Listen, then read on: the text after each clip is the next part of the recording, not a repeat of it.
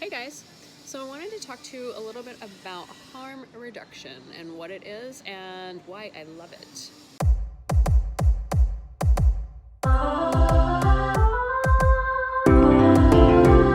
The Sex Talk. The Sex Talk. So I always tell my people that I train, my associate therapists, I also train coaches, I always let them know, like,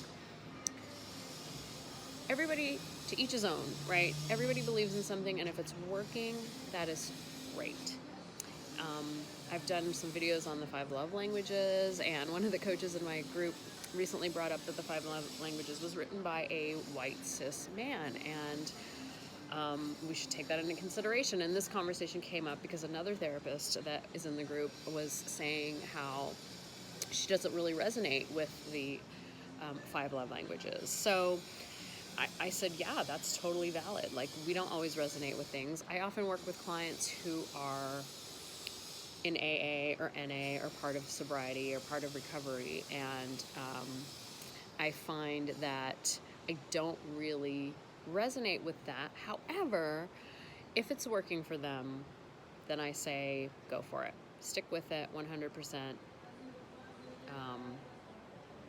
If it's not broken, don't fix it. Just because I don't necessarily subscribe to AA doesn't mean that there's something wrong with it, or that it is inherently wrong, right? That goes to AA. So I have clients, lots of clients who are in recovery, and AA or NA or any of the 12-step programs have helped them greatly, and they believe in it, and it's saved their lives, and great. I'm all about that, because you are the expert on your life, and this is what I tell people over and over.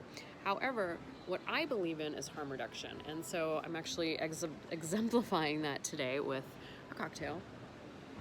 And I usually stop after one drink,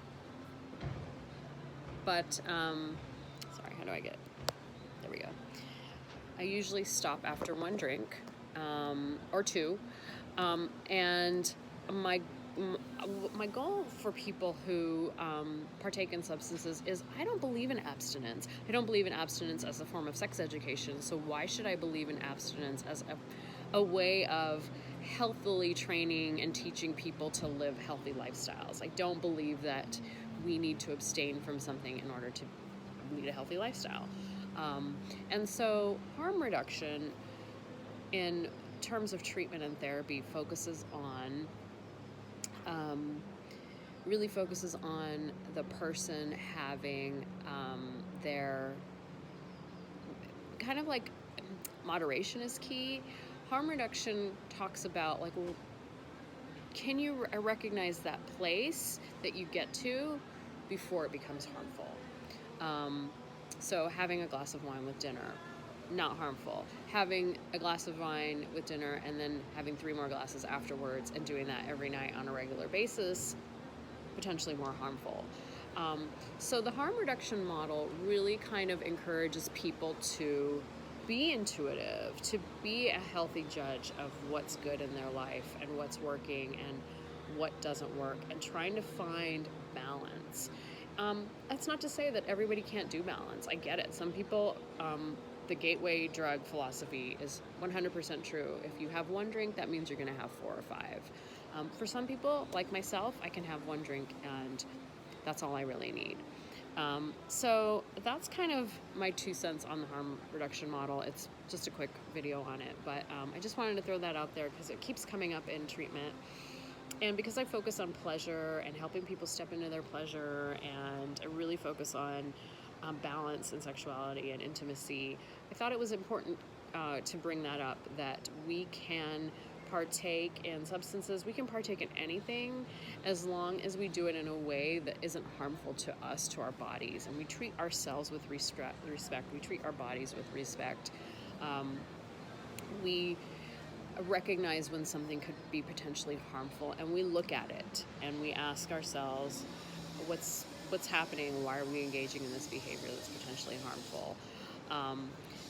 The other thing that I notice a lot of times is when people focus on abstinence, we become a society that's more focused on binge and purge. So, well, I'm going clean. Starting tomorrow, like dry February or dry January or dry November or whatever dry, is this idea that we're going to be clean for this entire month. Well, then what happens after that month? Everybody goes wild and like, well, I've been clean for an entire month, so today I get to, binge on my favorite alcohol or binge on my favorite drug. The same is true of, everything, anything and everything. The same is true of food. We see that a lot with food. People that restrict food and don't allow themselves to eat. They get to a place where they just shove their face full of food, and guess what follows? A lot of guilt, a lot of shame, maybe some vomiting. That is harmful, very harmful to your body. Plus, your body is going through like yo-yo, binge, purge, eat a lot, purge for a month. And that's not healthy either. So the harm reduction model helps people find a place to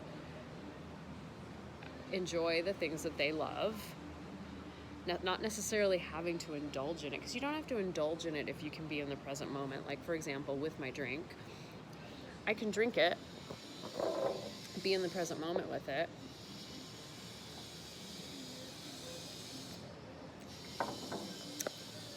recognize how delicious it is. That might actually take me an hour and a half to finish. Actually, it's pretty strong and it's pretty big.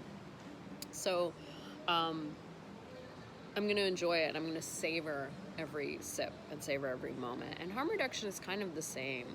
You recognize that you're in it, you're enjoying it. There's no goal, right? There's this idea in abstinence, in this binge and purge model, that all of a sudden I have to get to this goal. I've got to like consume as much as I possibly can. And I think that screws people up, because it can, obviously it's harmful, which is what we're talking about.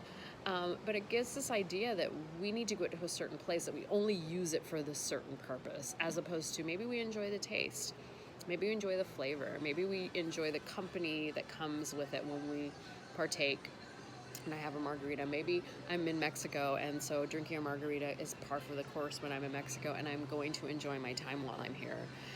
All of those things and all of those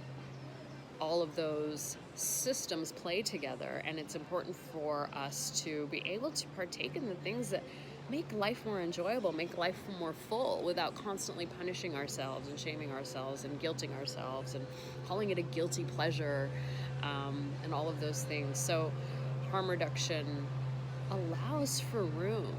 It allows for space for us to enjoy the things that really bring us pleasure without having to take it to this like extreme, which only comes when the opposite, abstinence, is kind of something that they pitch to us.